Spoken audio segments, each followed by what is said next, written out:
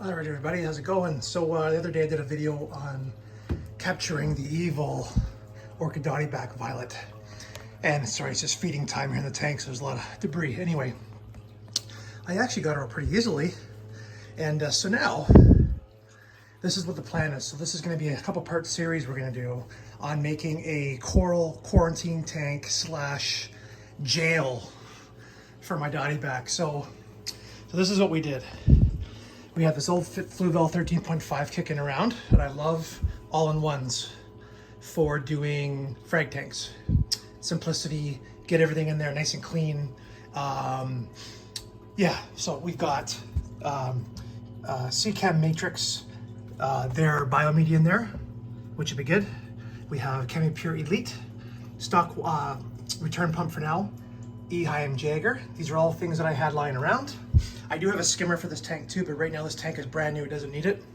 And so then what I did is I took my Kenya trees that I had on my main display and I put them in this tank. Why? Because they don't care about the white or the blue lights in this tank. They'll be fine. As you can tell, look how open that is.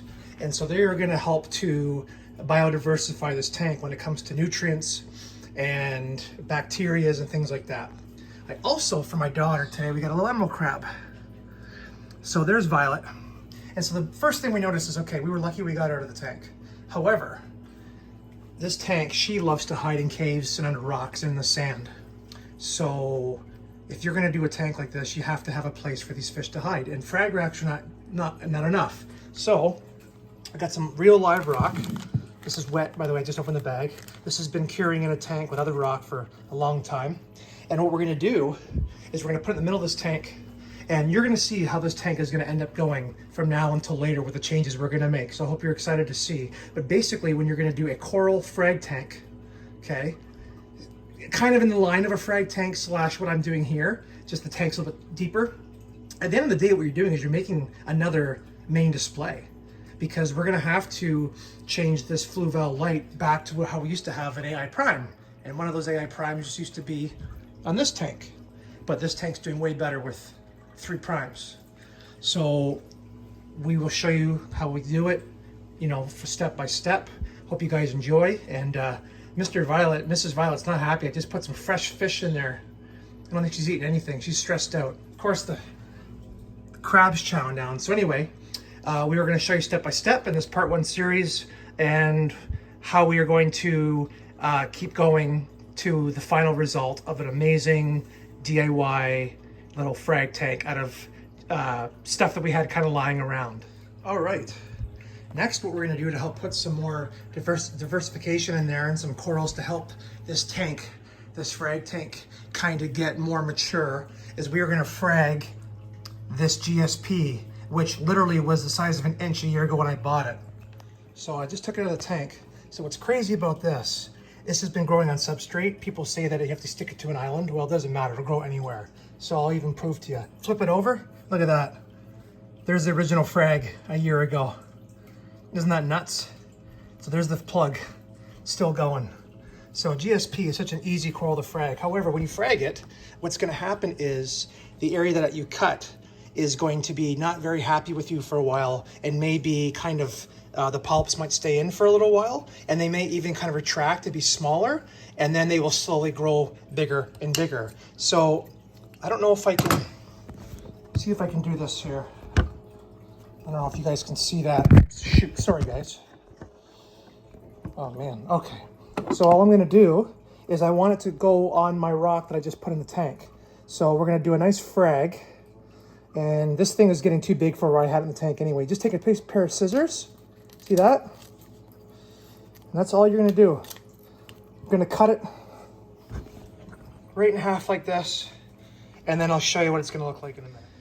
Okay, I guess I was kind of wrong about the frag this time. I guess because I fragged a piece of GSP that was huge, it's actually doing pretty good. I guess what I really should have said was that when you frag it, the edges tend to shrink and kind of retract. But as you can see, there's Miss Violet. So look at this rock. Here's what I want to show you guys. So here's the rocks. Look at the perfect shape of the bottom of this rock. You see Violet right there?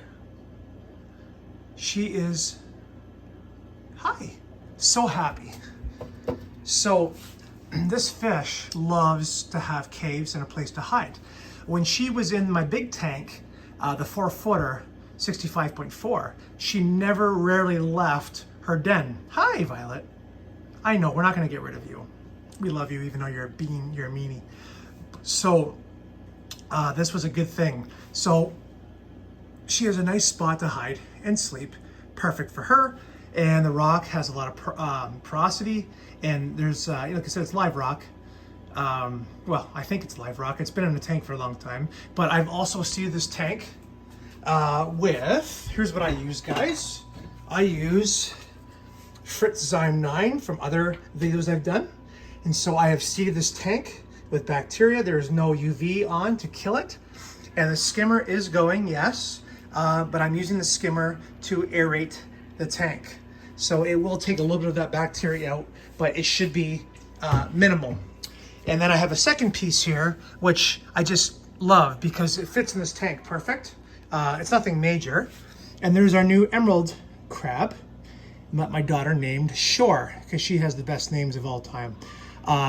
So I'm not too worried about what she's gonna do in this tank damage-wise, but she had a beautiful dinner of fish and salmon today, so she's a very happy crab.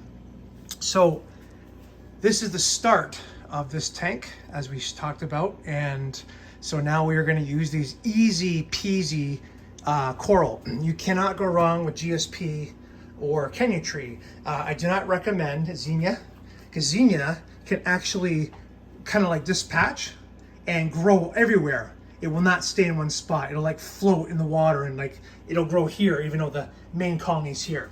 These corals, they have to stay where they are and spread. So I like that. And then we're gonna order some new frag racks. We are going to order new lights, or a light. We're gonna do a lot. And we are gonna stack this tank full of corals, and we're gonna take frags from this tank that we have here. Some beautiful Leptoceras. A couple of different frags, Leptoceras, Montiporas, and there's gonna be some Acropora, and all kinds of stuff. And that is going to be the home in here. But this tank is not established for those coral. And we are going to talk about that very soon once we get through this tank's initial kind of cycle. So one thing I've learned, when you're using stuff like this and you have one fish and a decent water volume, you will not usually see any ammonia or nitrate. I never did it on that tank. So we were cycled in a couple days, had a nitrate reading, and there was no harm or foul to anything. So we're hoping this works out well again, and I'm gonna have no issue with Violet. So this is the end of part 1. Part 2, we will start to have the tank more established. And once it becomes more established, we see more life and coralline algae growing and things like that, and proper nitrate levels and phosphate levels, we will then add lighting and a little bit more coral to the mix.